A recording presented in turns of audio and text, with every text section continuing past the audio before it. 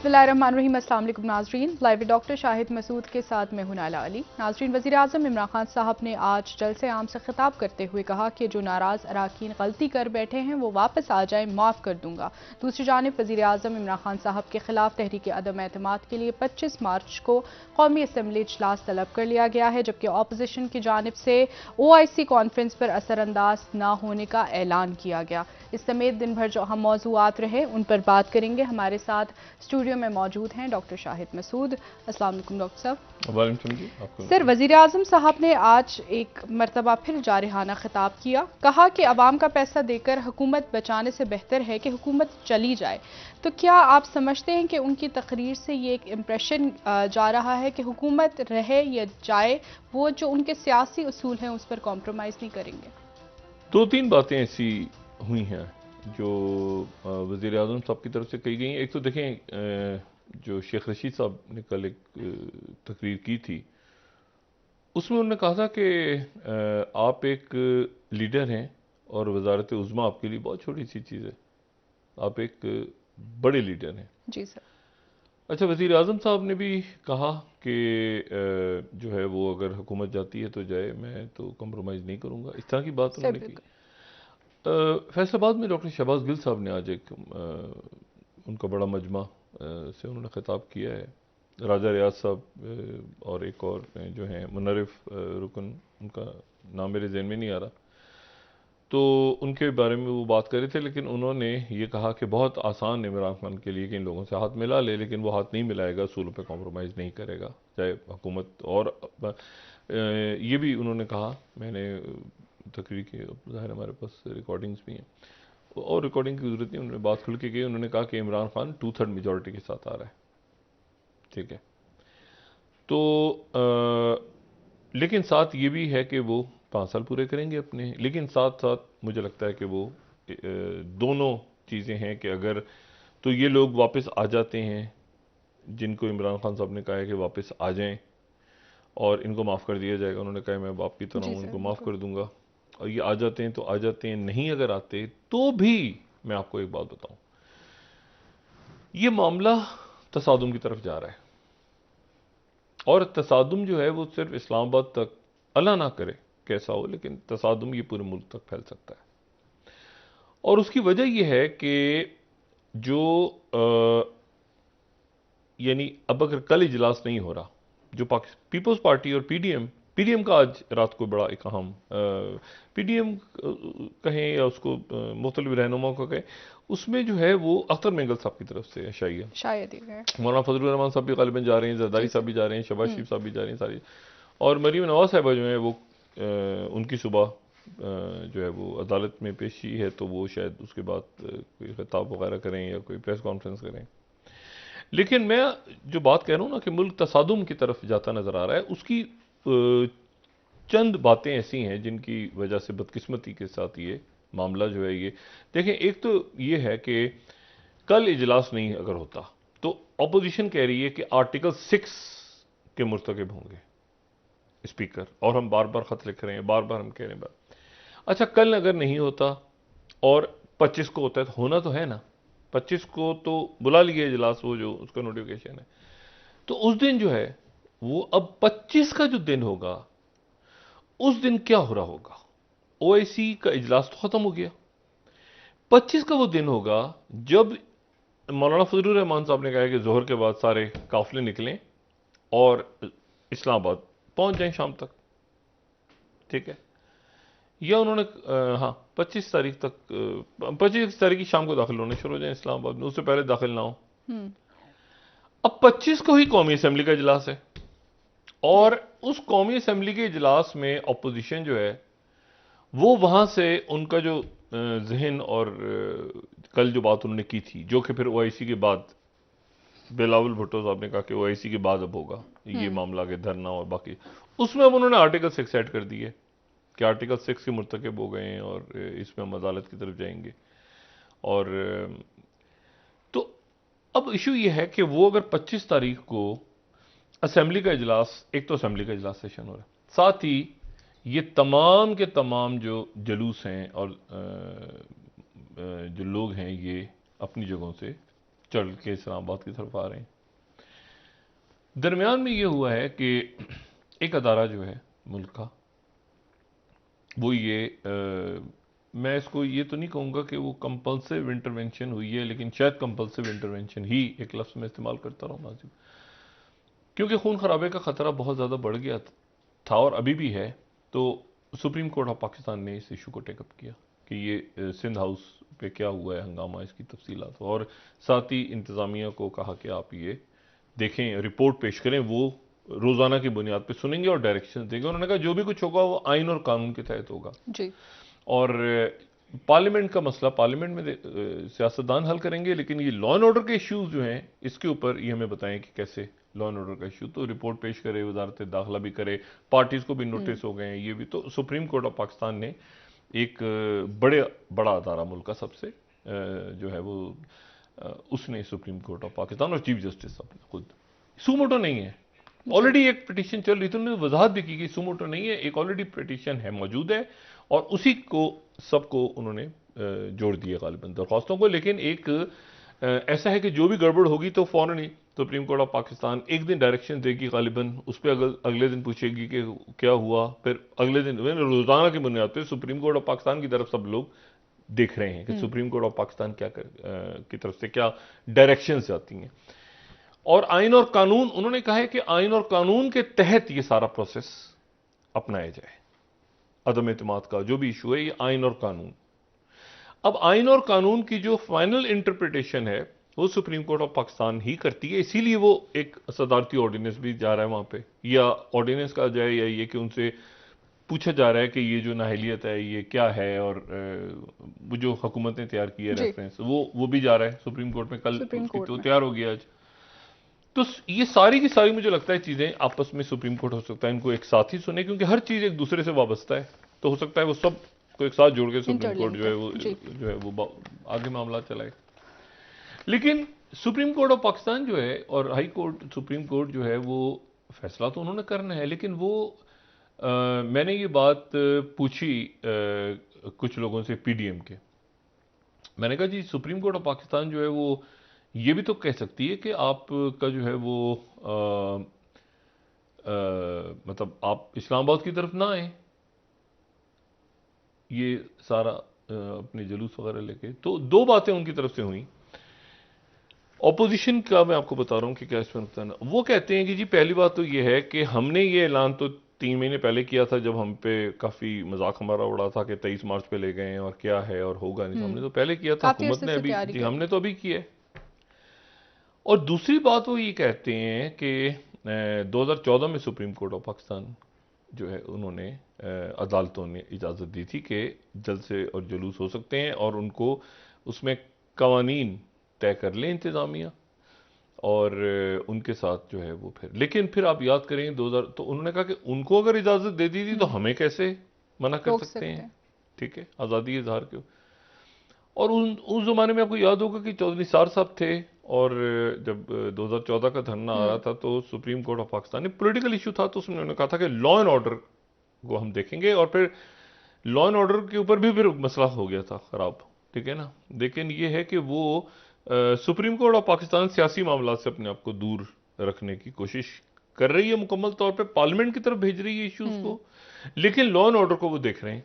और ये भी कि आइन और कानून, चूंकि हुकूमत ने भी रजू कर लिया उनसे कि इसकी इंटरप्रिटेशन की जाए, तो सदारती रेफरेंस आएगा सुबह जब भी पेश होगा तो वो सुप्रीम कोर्ट पाकिस्तान के अंदर जो है वो सारी चीजें इकट्ठी हो जाएंगी।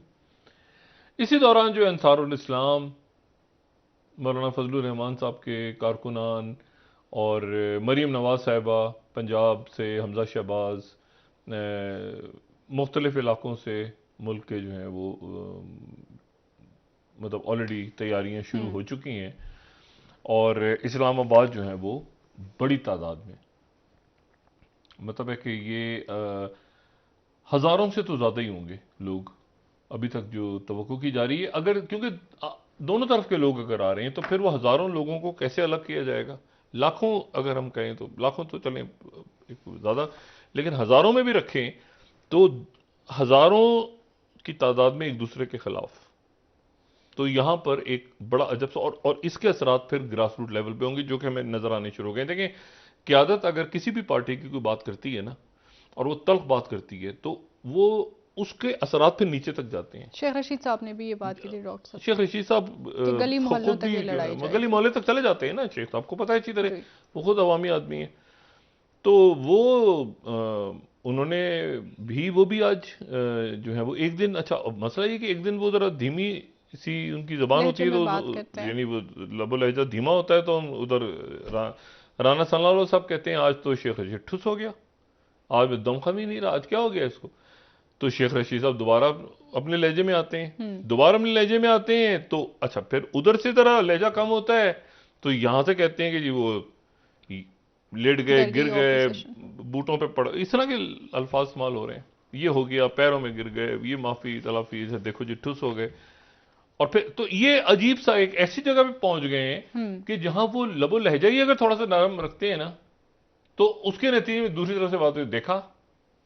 साथ ही जो है वो अब कारकुनान भी उसी तरह से देख रहे होते हैं। देखिए ना, इमरान खान साहब भी ऐसी जगह पे हैं कि अगर वो अपने जलसे में एक दिन उन्होंने जो है वो तकरीर अपनी जो है उसमें वो अल्फाज इस्तेमाल नहीं किए जो वो मौलाना साहब के बारे में करते हैं, तो उसका नतीजा ये निकला कि वो जो है वो लोगों ने कहा कि इमरान खान क्या हो गया भाई जी। पे इमरान खान ने दोबारा जो भी बात कर दी। मैंने कहा ना, एक खास जगह पे सब पहुंचे हुए हैं ना, तो एक वो कहते हैं ना मरकरी राइज पीक पे है, वो जरा सी कोई बात नीचे करता है ना, तो उसके नीचे में तल्ले होती ठुस, यार ये देखा, अब इसमें क्या है भाई। तो वो दूसरा जो है वो सब एक दूसरे को इश्तियाल दिलाने की कोशिश नहीं है। वो असल में इश्तियाल नहीं, सब एक ऐसी जगह पहुंच गए हुए हैं कि देखिए ना, मौलाना साहब कह रहे यानी गैर आईनी आदमी है, ये लूज कर चुका है पीडीएम का, ये आर्टिकल आइन भी तोड़ चुका है, आइन शिकन भी है, ये भी है, तो पढ़ के निकालेंगे।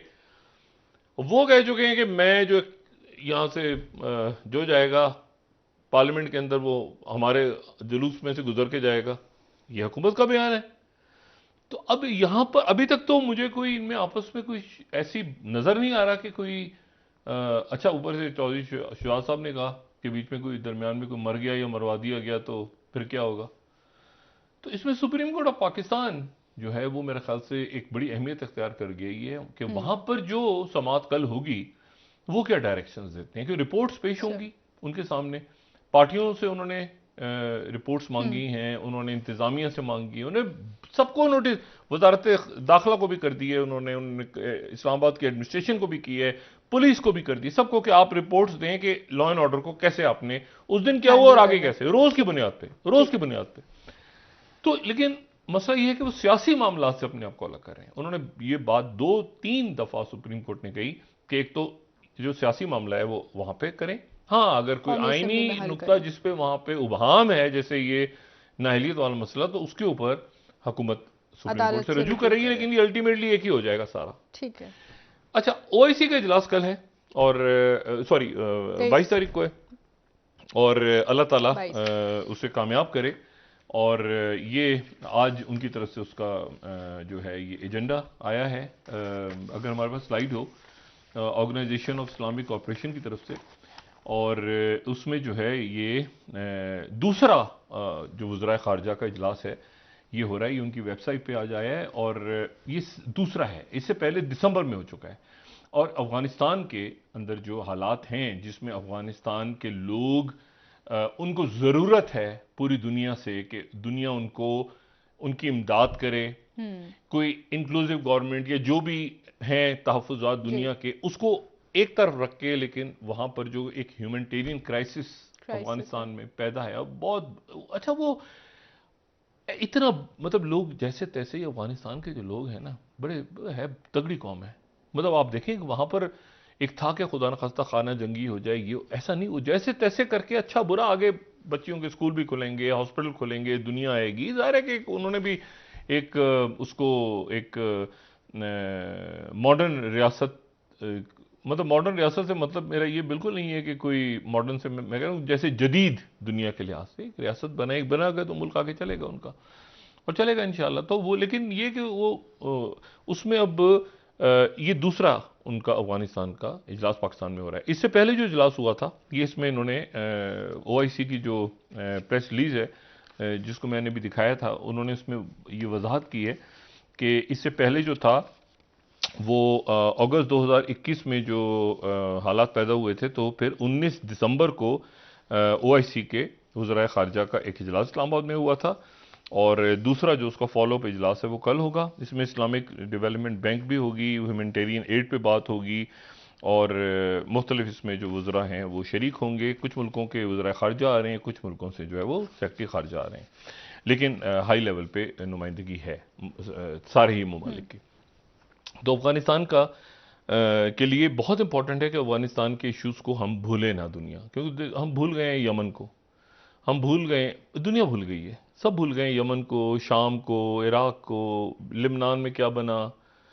तो ये हमें भूलना नहीं चाहिए इन मुल्कों को, क्योंकि आगे जाके जो है ये मुल्क, वो कहते हैं ना कारपेट के आप नीचे डाल देते हैं कि यार इसको छुपा दो, इधर छुपा दो, इधर छुपा दो, तो बढ़ते बढ़ते बढ़ते बढ़ते वो जो है वो एक ढेर बन जाता है और अचानक एक गज़ाब खड़ा करता है। तो एक तो बात ये हो गई। दूसरी जो बात है वो इम्पोर्टेंट वाक़यात फिर ऐसे जो बराह रास्त पाकिस्तान के अंदर जो सियासी अदम इस्तेकाम पैदा हो चुका है, ऑलरेडी पैदा हो चुका है। अब तो इंटरनेशनल मीडिया जो है इसको अपने फ्रंट पेजेस पे ले आया है, अपनी हेडलाइंस में भी ले आया है, वो मैं यहाँ पे नहीं बात करना चाह रहा। और इस उम्मीद के साथ कि हमारे जो काबरीन हैं वो इस मामले को निपटाएंगे जल्द से जल्द, क्योंकि अदम इस्तेकाम अगर फैलता है, सियासी अदम इस्तेकाम, तो उसके नतीजे में मईशत भी रुक जाती है, उसके नतीजे में जो है वो इन्वेस्टमेंट भी नहीं होती, लोग बात भी, पता नहीं अगले हफ्ते क्या होगा, पता नहीं अगले हफ्ते क्या होगा, पता नहीं 15 दिन बाद क्या होगा। तो इस तरह तो मुल्क रुक गया है, रुका रहता है ना। इस्लामाबाद में क्या होगा, वो कहेंगे हम तुम्हें नहीं छोड़ेंगे, हम तुम्हें नहीं छोड़ेंगे, वो सारा अब इसमें आइन शिकनी वाला इशू भी आ गया है कोर्ट का ना, कि आइन तोड़ा है, आर्टिकल 6। तो ये एक बड़ी अजीब सी सूरत हाल है, और उस सूरत हाल में ये सारे जो जलसे हैं, ये जुलूस अभी तक जो इतलात हैं वो ये कि तैयारी कर रहे हैं इस्लामाबाद आने के लिए। और उन्होंने साथ ये भी कहा, पीडीएम ने कहा, उन्होंने कहा कि फिर ये सवाल हम उठाएंगे कि 2014 में सुप्रीम कोर्ट ने इजाज़त दी थी, उन्हीं बुनियादों पर इजाज़त दी जाए।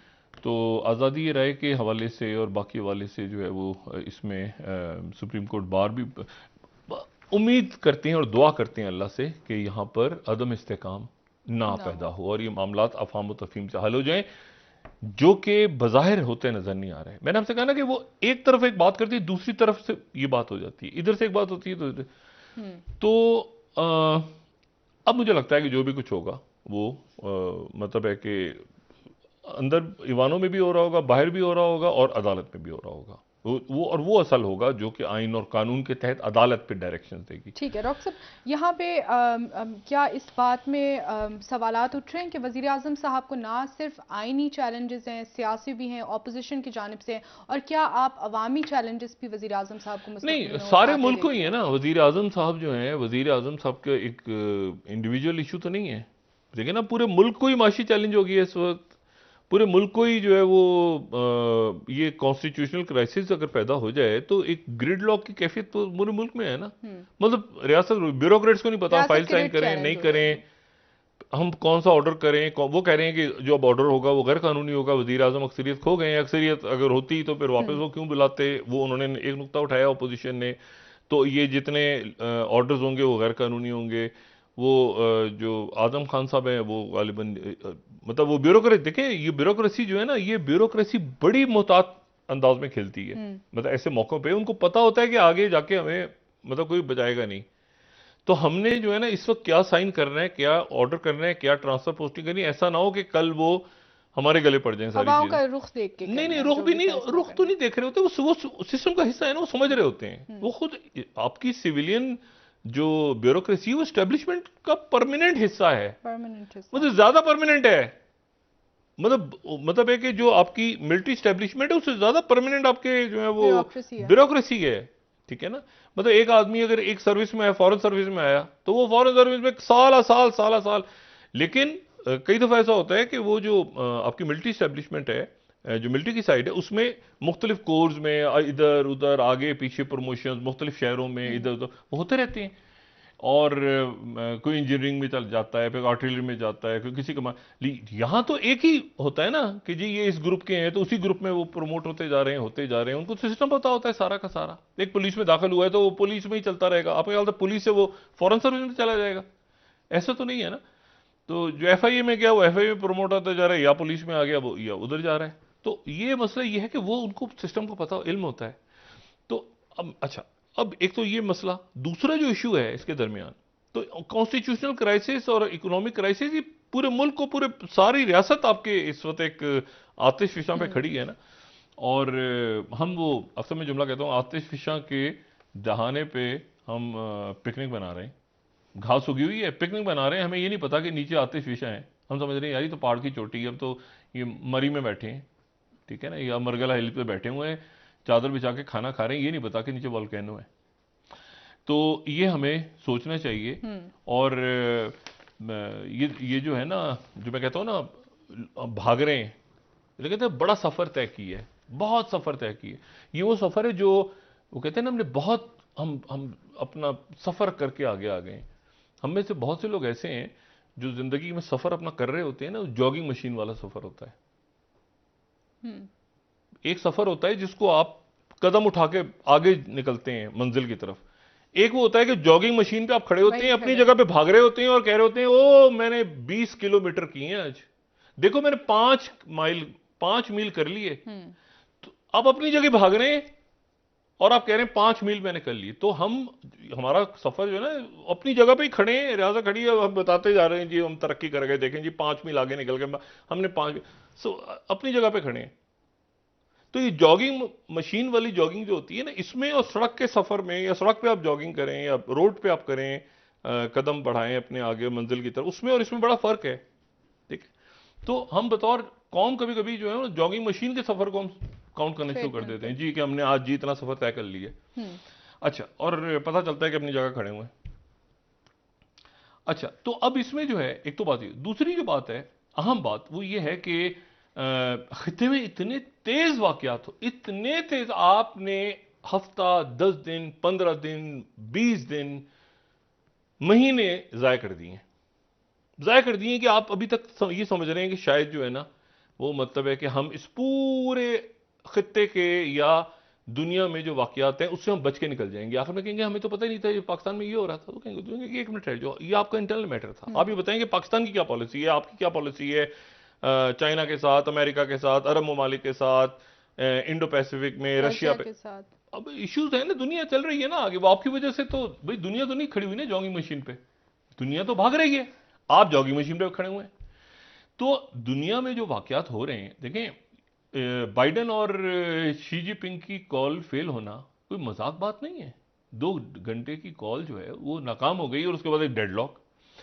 अच्छा, अब उसके 2-3 वाकयात और क्या हुए। एक तो यह है कि स्टेलमेट हो गया है, स्टेलमेट लग रहा है बज़ाहिर ये यूक्रेन और रशिया का स्टेलमेट। इसलिए मैं कह रहा हूं कि ज़ेलेंस्की बात करना चाह रहे हैं और टर्की ने दरमियान में कहा है कि पुतिन बात करने में इंटरेस्टेड नहीं है, पुतिन अभी बात नहीं करना चाह रहे। अच्छा, ये अब मामला खराब हो गया है कि ज़ेलेंस्की जो है वो बात नहीं करना चाह रहे, ज़ेलेंस्की बात करना चाह रहे हैं, पुतिन बात नहीं करना चाह रहे फिलहाल, क्योंकि पुतिन जो है वो गालिबन उस जगह को अबूर कर गए हैं जहां पर ये बात हो रही थी कि मुज़ाकरात हो सकते हैं, और रशिया जो है वो पता नहीं क्या बनेगा रशिया का, उसमें माशी पाबंदियां लग जाएंगी। रशिया सर्वाइव कर गया, निकल गया ना रशिया, 30 मतलब है कि इतने हफ्ते खींच गया, और उसके नतीजे में वहां पर ऐसा सच कोई लोग सड़कों पर भूखे तो नहीं मर रहे। तो ये बड़ा खतरनाक है, ये है एक लंबी जंग। अब ये लंबी जंग चली गई है, लेकिन अब इसमें साइबर भी कूदेगा बीच में, इसमें और बहुत कुछ होना है। ये यूक्रेन और रशिया की जंग से बहुत कुछ होना है, मिडिल ईस्ट में, इंडो पैसिफिक, सारे असरात अब इसकी पूरी दुनिया पे, और पाकिस्तान तो दरमियान में बैठा है। अच्छा, अब हुआ क्या है पिछले 24 घंटों में, 24 से 48 घंटों में, तो एक तो ज़ेलेंस्की ने कहा है कि पुतिन, टर्की की तरफ से, टर्की ऑफिशियल्स ने कहा है कि ज़ेलेंस्की जो है वो कोशिश कर रहे हैं, बात कर रहे हैं, लेकिन प्रेसिडेंट पुतिन की तरफ से फिलहाल बात करने में कोई दिलचस्पी का इजहार नहीं हो रहा। अच्छा, दूसरा 24 घंटों के अंदर फिर रशिया ने कहा है कि हमने हाइपरसोनिक यूज किए, ठीक है, और जो हाइपरसोनिक यूज किए, और एक बड़ा इलाका जिसको आप कहें कि उनके यानी साउथ और ईस्ट, यानी ऐसे इस तरह से हो गया। अब देखें हुआ इसको जरा हम देखते हैं कि पुतिन का कुछ जहन समझ में आ रहा है कि पुतिन क्या कर रहे हैं। पुतिन ने केव पे या किएव पे, जिसको रशिया में, या अगर आप यूरोप में बैठे हैं तो उसको केएफ कहेंगे, अगर आप रशिया में हैं तो उसको कीएफ कहेंगे, उसको जो भी है उनका दारुल हुकूमत।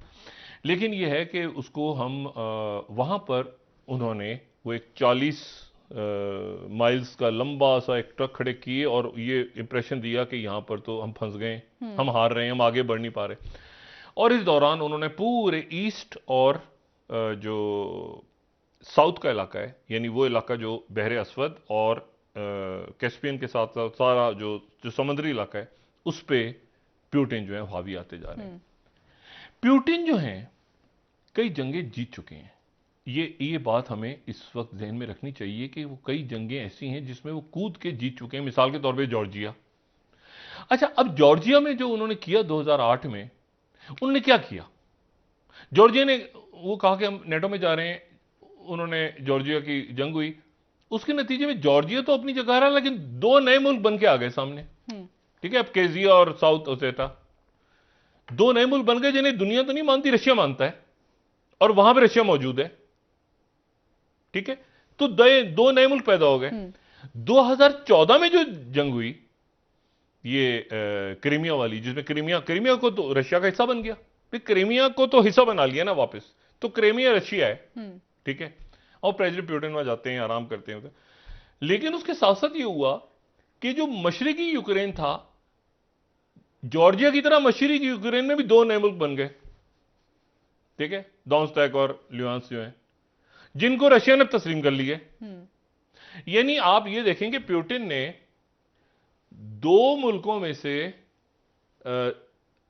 यानी यूक्रेन में से 3 निकाल लिए, एक यूक्रेन के 3 मुल्क बन गए, ऑलरेडी बन चुके हैं जिनको रशिया तस्लीम, और जॉर्जिया के में 3 मुल्क बन गए जिनको तस्लीम कर चुके हैं वो रशियंस। अच्छा, और बीच में एक तनाज़ नितरिया भी है बेचारा, छोटा सा ऐसा पतला सा, मोल्दोवा के साथ एक पट्टी सी चल रही है, जिसको जहां पर जो है वो, अच्छा उनकी ज्यादातर जो एक्सपोर्ट इंपोर्ट है उनकी यूरोप से, क्योंकि मोल्दोवा साथ है तो वो भी, लेकिन है रशिया, रशियन फौज बैठी हुई है। तो आप ये समझे कि एक मुल्क वो भी है, तो दो इधर हो गए, दो उधर हो गए, एक ये हो गया, तो 5 मुल्क तो बना लिए प्रेसिडेंट पुतिन ने। ठीक है, अच्छा अब उसके बाद ये जिन इलाकों में कब्जा होता जा रहा है, ये सारे के सारे इलाके ये आने वाले दिनों में क्या रशिया का हिस्सा बन जाएंगे? पुतिन के वापस करेगा इन इलाकों को, जो शहर निकल रहे हैं सारे के सारे। अब आप ये देखें ना, आप आज देखें, अगर आज तो ये डोनेत्स्क और लुहांस्क तो ऊपर है, लेकिन ये कि ये केरसोन के इलाके में ओडिशा की तरफ वो बढ़ रहे हैं। अच्छा, उसके बाद ये पूरा जो ईस्टर्न साइड है उनकी, ये करते करते ये पूरे, आपके ख्याल से यहां से पुतिन वापस जाएंगे क्या? ये जितना रेड इलाका है ये पूरा का पूरा रशिया के पास है। ठीक है, तो यहां से पुतिन वापस जाएंगे, वापस जाने के लिए आए हैं यहां से, या यहां पर ये कोई इंडिपेंडेंट स्टेट्स हो जाएंगी, या इनको ईस्टर्न यूरोप के साथ जोड़ दिया जाएगा, या ये देखें, या ये क्रीमिया की तरह हिस्सा बन जाएंगे, क्योंकि एक ही है ना, नीचे क्रीमिया है, वो क्रीमिया वो है जो रेड लाइंस हैं जिनके ऊपर वो स्टेट, या वो क्रीमिया की तरह हिस्सा बन जाएगा एक रशिया का, या वो जो है अलग रियासत बन जाएगी और रशिया के साथ कहेगी कि हमने लाक कर लिया अपना। और अगर ओडिशा के साथ चला गया तो फिर यूक्रेन एक लैंडलॉक मुल्क है जी। यूक्रेन की सबसे बड़ी जो पावर है वो ये है कि Ukraine Black Sea of Azov के साथ कनेक्टेड है, उनकी पोर्ट्स हैं, उनकी बंदरगाहें हैं। ये पुतिन एक लैंडलॉक कंट्री यूक्रेन को बना दिया, जहां पे सबसे ज्यादा अनाज पैदा होता है और बेशुमार ऑयल है और बेशुमार मिनरल्स हैं। अब एक लैंडलॉक बन जाएगा। थोड़ा सा पुतिन आगे बढ़ गए ना, इस नक्शे को देखें, थोड़ा सा आगे बढ़ के उन्होंने ओडिशा तक पहुंच रहे हैं, उधर तराजनीत्रिया में रशियन आर्मी वेट कर रही है, ऐसे ओडिशा पे गए और एक लैंडलॉक कंट्री मोल्दोवा आ गया ना आगे, तो एक यूक्रेन लैंडलॉक कंट्री की तरफ बढ़ता नजर आ रहा है। इस नक्शे को मैं आज देख के कम से कम ये मैं यहां ये समझ रहा हूं, बहुत थोड़ा सा रह गया नीचे इलाका, देख रहे हैं। अच्छा, और वहां कोई आ नहीं सकता बचाने, उसकी वजह ये कि वो नेटो के जहाज रोके हुए ना, नेटो के जहाज रोके हुए टर्की ने, भाई नेटो तो अंदर नहीं आ पा रहा ना, वहां से सबके जहाज रुक गए हुए हैं, तो यहां पर अच्छा पहले ख्याल था कि जब बहरी हमला होगा तो जहाज, वो उनकी जमीनी फौज ने कब्जा कर लिए, यानी ये फौज सारी लैंड से जा रही है, जो कब से करती जा रही है, और एयर बम्बार्डमेंट हो रही है, तो यहां पर वॉरशिप्स से तो ऐसा उनका कोई बहुत ज्यादा में रोल नजर नहीं आया। अच्छा, तो एक तो ये इशू हो गया। दूसरा जो मसला है वो ये है कि ये स्टेल में, यानी ये अब समझना है कि पुतिन का क्या जहन है। प्रेसिडेंट पुतिन इसको आगे जाके इंडिपेंडेंट स्टेट्स की शक्ल दे देते हैं, क्योंकि वो कह रहे हैं अभी जेलेंस्की से बात नहीं करूंगा। तो कब बात करेंगे? बात तो करेंगे। क्या वो ये पूरा यूक्रेन जब गिर जाएगा, केव या केव, उसको वही बात के रशियन में आपने कहना है उसको, उसको तलफ़ुज़ या आपने यूरोप के अंदाज में कहना है, मगरिब के अंदाज में। लेकिन क्या दारुल हुकूमत पे कब्जे के बाद, क्यों अब वो वहां बगावत की बात भी नहीं हो रही, रिजीम चेंज की बात भी नहीं हो रही। वो कह रहे हैं जेलेंस्की ठीक है, ये बड़ी इंटरेस्ट, वो कह रहे हैं जेलेंस्की ठीक है हमारे लिए। और वो जो था ना बगावत हो जाएगी, वो सारा प्लान रशिया ने रोक दिया। वो अजीब सा, वो कहते हैं ना कि इस ऐसे मौके पे आप इंफॉर्मेशन, डिस इंफॉर्मेशन, बयान आगे, वो रोक दिया उन्होंने सारा। और वो जो है वो कह रहे हैं अब जेलेंस्की से बात नहीं करनी।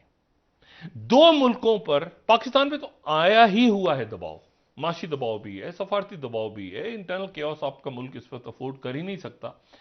लेकिन दो मुल्कों पे दबाव आया हुआ है और वो दबाव शदीद हो गया है। एक तो मिडिल ईस्ट के मालिक हैं, एक तो आप देखें सऊदी अरेबिया, यूएई ने कॉज नहीं रिसीव की, फिर उसके बाद उनके ताल्लुकात सीरिया से बहाल हो गए, फिर वो सबसे ज्यादा सऊदी अरेबिया इस वक्त ऑयल दे रहा है चाइना को, सबसे ज्यादा चाइना को, क्योंकि रशिया का ऑयल थोड़ा सा कम हुआ है तो सऊदी अरेबिया का ऑयल बढ़ गया है रशिया को, सॉरी चाइना को, ठीक है।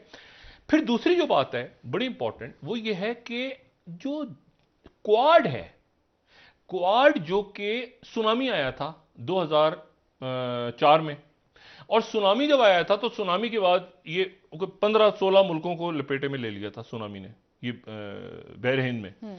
और उसके बाद ये मुल्क जमा हुए थे और इन्होंने एक दूसरे की मदद की थी, और उसमें इंडिया भी था, उसमें जापान भी था, उसमें ऑस्ट्रेलिया भी था। तो उसके बाद ये कोऑर्डिनेशन, उसमें जहाज भी गए, उसमें हेलीकॉप्टर्स भेजे गए इमदाद के लिए।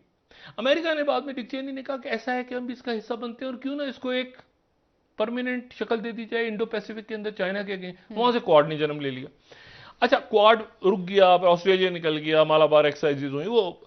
लेकिन अब सिचुएशन ये हुई है कि जो एक क्वाड के अहम मेंबर हैं, जिनको सबसे ज्यादा खतरा है चाइना से, इंडिया के अलावा, इंडिया तो ऑलरेडी एक लंबी ना खत्म होने वाली, वो कहते हैं एंडलेस वॉर नहीं होती जिसका कोई सर पैर नहीं। 2 इंच हम बढ़ेंगे, 2 इंच आप बढ़ेंगे, अच्छा 1 इंच पे मुज़ाकरात हो रहे हैं, 2 इंच पे हो रहे हैं, एक लंबी एक कोई तनाज़ा मुझे लगता है चाइना के साथ छिड़ गया उनका, ठीक है। और उसमें अच्छा वो आगे आ गया, अच्छा पीछे हो गए, आगे आए, फिर मुज़ाकरा, मतलब एक अजीब सा वो जो कहते हैं ना, ये जो लैंड डिस्प्यूट्स होते हैं ना, बदकिस्मती से ये लैंड डिस्प्यूट चलते ही रहते हैं, ठीक है ना। ईरान यूएई के वो जजीरे के ऊपर इशू है तो आज तक है। अच्छा, तो अब मसला मैं जापान के जो प्रीमियर हैं, जो उनकी जो प्राइम मिनिस्टर हैं कशीदा, उनका नाम मुझे याद हो गया, कोई नाम थोड़ा सा था उर्दू से मिलता जुलता, कशीदा। तो कशीदा जो है, प्राइम मिनिस्टर कशीदा, जो अभी इलेक्ट हुए हैं पिछले साल ही, उन्होंने जो दौरा किया इंडिया का, ये मैं चंद सेकंड और लूंगा ब्रेक पे जाने से पहले, क्योंकि मैं वो स्लाइड यहां पे दिखाना चाह रहा हूं जो कि दोनों की मुलाकात के बाद मिनिस्ट्री ऑफ फॉरेन अफेयर्स ने जारी की है। और इंडिया की जो मिनिस्ट्री ऑफ फॉरेन अफेयर्स है उनकी तरफ से उस स्लाइड, उस स्टेटमेंट में रशिया का जिक्र नहीं है। अच्छा, रशिया का जिक्र नहीं है, और जिसके रशिया का जिक्र नहीं है, और इशू यहां पर सिर्फ यह है कि अल जजीरा ये कह रहा है कि जापान के प्राइम मिनिस्टर, जो चौथी हमारी स्लाइड है, कि जापान के प्राइम मिनिस्टर ने मोदी से कहा कि रशिया के खिलाफ एक स्टांस लो, लेकिन स्टेटमेंट के अंदर जिक्र नहीं है, क्योंकि इसके ऊपर बात वो ये सारी कि अब वो टाइम आ रहा है कि इंडिया क्या चाहता है जी, इंडिया क्या चाहता है, और क्या इंडिया जो है वो रशिया के अगेंस्ट अगर नहीं जाता तो अमेरिकन फिर क्या करेंगे। हाँ। इंडिया ने सीखा है यूक्रेन, पहले ही सीख लेना चाहिए था। बहरहाल यूक्रेन के साथ जो हुआ है कि जी हम आपको असला भी दे रहे हैं, हम बूट्स ऑन ग्राउंड तो कर नहीं सकते। हाँ। लेकिन आप ईयू के मेंबर भी नहीं है और आप जो नेटो के मेंबर भी नहीं होंगे, तो दूसरा प्रेशर तैयब एर्दोगन पे, टर्की पे आ गया अचानक। ठीक है, टर्की के मामला बराह रास्त पाकिस्तान पे असरअंदाज होने जा रहे हैं। सर बिल्कुल बिल्कुल, इस पर बात करेंगे टर्की के मामला पर। नाजरीन ब्रेक ले लेते हैं, हमारे साथ रहिए।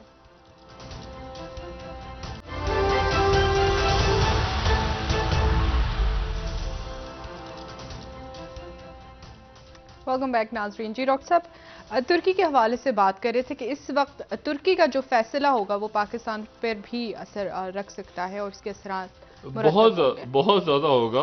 और मैं आपको ये बताऊं, सिर्फ ये बात हम बहुत दफ़ा पहले कर चुके हैं कि मैं इंडिया की बात ज़रा, ब्लूमबर्ग ने आज एक बड़ा कर्टसी ब्लूमबर्ग हम ये दिखा रहे हैं। देखें, ये रिलायंस ऑफ रशिया, ठीक है ना, सिप्री की रिपोर्ट जो है मार्च 2022 की। सिप्री एक बड़ा थिंक टैंक है और वो दुनिया भर में जो आर्म्स की सेल है या डिफेंस रिलेटेड मामलात हैं, कौन सा मुल्क कितना असला खरीद रहा है, किसको दे रहा है, कहाँ से ले रहा है, क्या, वो उसके ऊपर उनकी एक बड़ी नजर होती है। ऑथेंटिक सिप्री जो है वो। अब जनाब, ये अगर आप देखें कि रिलायंस और रशिया, तो आप देखेंगे 2017 से 2021 के दरमियान मेन वेपन सप्लायर कौन है। 46%। इस मैप को अगर हम देखें, ये हमारे पास स्लाइड जी, ये देखें आप इसको जरा बड़ा।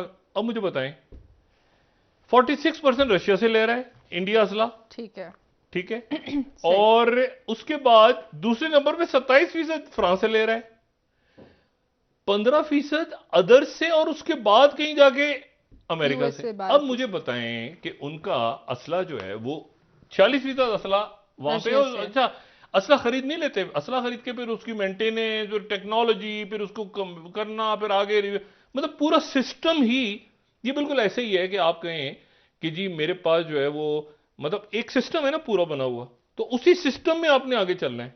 मतलब मिसाल के तौर पे आपके पास सैमसंग का फोन है, तो आपके सैमसंग का फोन है, तो ये मेरा आईफोन का है, आईफोन है, तो आप कहेंगे ऐसा है कि मैं सैमसंग के अंदर आईफोन जोड़ दूं, तो वो अजीब सी चीज बन जाएगी, ठीक है ना। वो सैमसंग रहेगा, मतलब एक सिस्टम है, तो सिस्टम, उसी सिस्टम को आपने आगे अपग्रेड करना है। अगला मॉडल आएगा आईफोन का, जी सैमसंग का आएगा या नोकिया का आएगा, जो भी आप यूज करते हैं ब्रांड। लेकिन मसला ये कि ये तो वो रशियन सिस्टम पर ही चल रहा है इंडिया, सोवियत दौर से। अब वो उसमें बीच में, अब ये नहीं कि एक पुर्जा इसका लगा दें तो एक पुर्जा उसका लगा दें। अब वो 46% उनका जो वेपनरी है वहां से है। अच्छा, वो पहले ये सोचते रहे माजी में कि ये सारे वेपन्स कोल्ड वॉर में उन्होंने इस्तेमाल करने हैं पाकिस्तान के अगेंस्ट। तभी तो भाई पाकिस्तान अमेरिका के ब्लॉक में है, तो वो सोवियत, तो असला वहां से आता रहा। अब दुनिया चेंज हो गई है, अब उनका फड्डा पड़ा हुआ है चाइना के साथ, तो क्या रशिया का असला चाइना को, ये एक ऐसी खौफनाक सिचुएशन है इंडिया की जो मिलिट्री इस्टेब्लिशमेंट या उनका डिफेंस, जिससे इंडिया ने निकलना है बहरहाल। लेकिन इतनी तेजी, क्योंकि उधर अमेरिका ना F-35 दे रहे हैं उनको, ना तुर्की को दे रहे हैं, ना वो यूएई को दे रहे हैं। वो अपना F-35 जो है उसको किसी दिन अचानक किसी और नाम से वो चाइना से बरामद हो जाएगा F-35, ठीक है, या किसी और मुल्क से बरामद हो जाएगा। अच्छा, मसला ये है सारा कि वो या उधर से टेक्नोलॉजी नहीं दे रहे, और चाइना अपनी टेक्नोलॉजी देके कहता है कि आपके मुल्क में बनेगा ये। जैसे पाकिस्तान, उनकी जहाज पाकिस्तान को टेक्नोलॉजी, आप पाकिस्तान में तैयार हो रहे हैं, तैयार है, ये नहीं हम चाइना से खरीद रहे हैं, वो अपने, उनके सिस्टम हमारे साथ डिफरेंट है जी।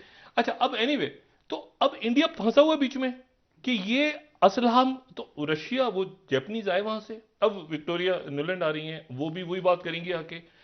उनके प्राइम मिनिस्टर ने कहा कि बयान तो दो। प्रेस कॉन्फ्रेंस के अंदर खड़े होके चाइना के प्राइम मिनिस्टर ने कहा कि जी रशिया की इन्वेजन, प्राइम मिनिस्टर मोदी खामोश रहे। वो खबर ही खाया पी गए, वो सारा ऊपर नीचे हो गया, क्योंकि मसला ये है कि वो कल बात होगी उनकी स्कॉट मॉरिसन से, जो कि ऑस्ट्रेलिया के प्राइम मिनिस्टर हैं, उस पर विजुअल बात होगी। टर्की पे क्या प्रेशर आ गया है, ये प्रेशर एक नया प्रेशर है जो हमारे ब्रादर मुल्क पे आ गया, टर्की पे।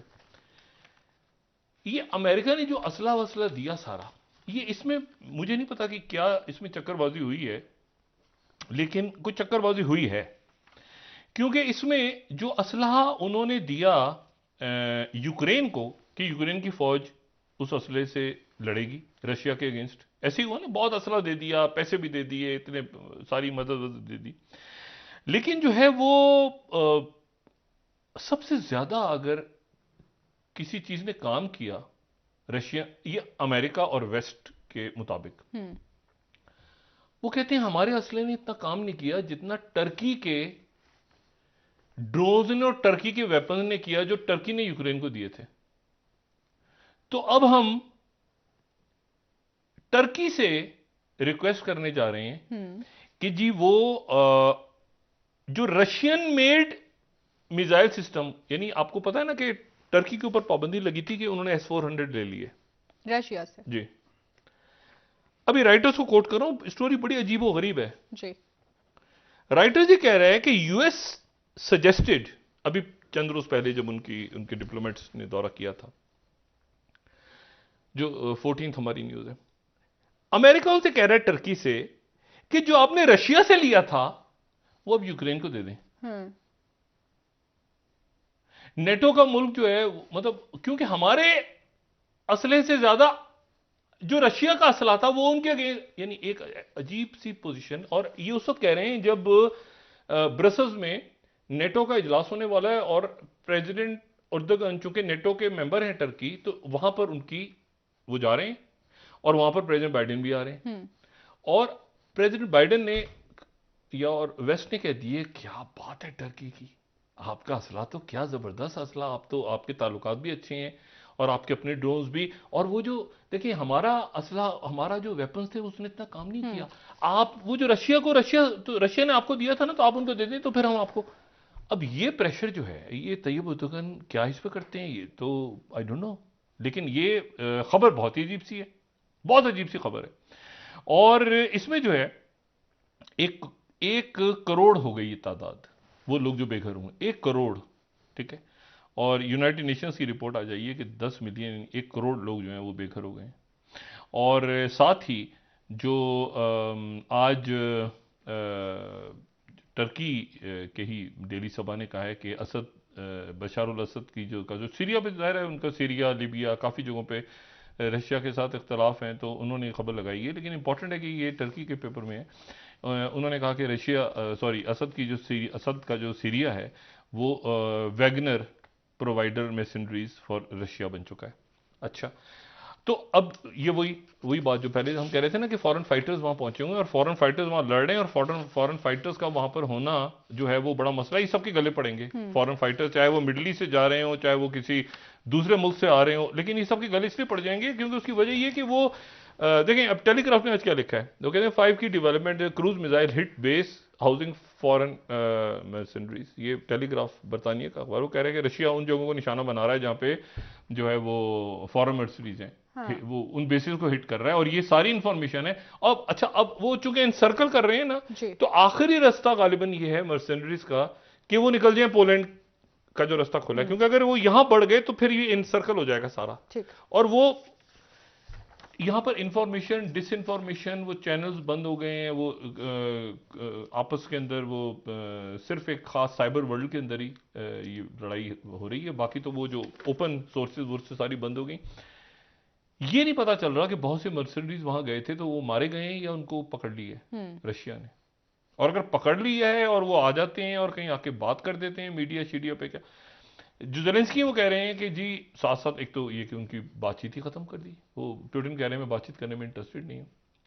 दूसरा ये है कि अब इस बात का इंडिकेशन है कि अब कीव के ऊपर जो है वो बेलारूस की साइड से, नॉर्थ से जो फौजी हैं वो कीव पे तेजी के साथ आएंगी, और उम्मीद जाहिर की जा रही है कि ये जो हफ्ता है आने वाला, इसमें कीव गिर जाएगा। ठीक है, और पुतिन जो है इसको स्टेलमेट पे ले गए। ठीक है, चेकमेट नहीं, चेकमेट तो है ना कि बिल्कुल ही वो फाते करार पा जाए, इस तरह की जंगों में चेकमेट कम होता है अमूमन अनलेस एंड अनटिल। हुआ भी है, वर्ल्ड वॉर 2 में हुआ है यूरोप में, लेकिन ये कि बहरहाल अभी तो स्टेलमेट पे रुका हुआ है, अभी कौन जीत रहा है कौन हार रहा है इसमें, लेकिन अल्टीमेटली यूक्रेन का नुकसान है, लोग मर गए हैं, तबाह हो गई, ये बनते नहीं है मुल्क इस तरह, ये खूबसूरत मुल्क तबाह होता जा रहा है, बॉम्बिंग्स हो रही हैं, ये हो रहा है, माशी तौर पे तो खड़ा हो जाएगा, इसलिए उसकी वजह ये कि उनके पास वसाइल है ना, मतलब उनका गंदम पैदा होता है, मिनरल्स पैदा होते हैं, फर्टिलाइजर पैदा होते हैं, तो वो जो भी वहां पे कुव्वत होगी तो फौरी तौर पर वो दुनिया जो है वो मदद करेगी। दुनिया ने खरीदना है मदद। यूक्रेन उन मुल्कों में से नहीं है जिनकी मदद की जाए, यूक्रेन तो सबसे बड़ा एक्सपोर्टर है ना, मतलब 5वें नंबर पे वो एक्सपोर्टर है, वो तो ब्रेड बास्केट है पूरे मिडिल ईस्ट की, तो और उनके पास मिनरल्स भी हैं, उनके पास ऑयल भी है, तो वो इतना इशू नहीं है कि वो खड़े हो जाएंगे। लेकिन जो तबाही है ना, और ये दुनिया का जो इत्तेमाद खत्म होना है कि यार एक मिनट ठहर जाओ, फलां जो मुल्क है ना वहां पर अक्सर ये है, आपको पता है कोविड के दौरान उन गोल्डन वीजे इशू हो गए थे, हमारे पास प्रॉपर्टी रखवाएं, हमारे यहाँ पैसे इन्वेस्ट करें, इन्वेस्ट करें, कंपनीज से पासपोर्ट ले लें दूसरे मुल्क का, ये कर लें वो कर। पता चला जनाब कि आइंदा जाके वो आपके पैसे जब्त हो गए। और आपकी क्यों हुए? उसमें आपकी नहीं गलती, आपके मुल्क का फड्डा हो गया ऊपर के लेवल पे। मतलब रशियन सारे जो है जिनके पैसे रखे हुए थे वो सारे रशियन के पैसे जब्त हो गए। हाँ। अब ये देखें ना, उसमें आम भी तो लोग हैं ना, क्योंकि ऊपर जंग छिड़ गई, वो पैसे जब्त हो गए, स्विफ्ट से निकाल दिया, कार्ड बंद हो गए। यार मैं तो बड़ा, यार मेरे पास तो फलाने मुल्क का पासवर्ड है, पासवर्ड ही फारिग हो गया।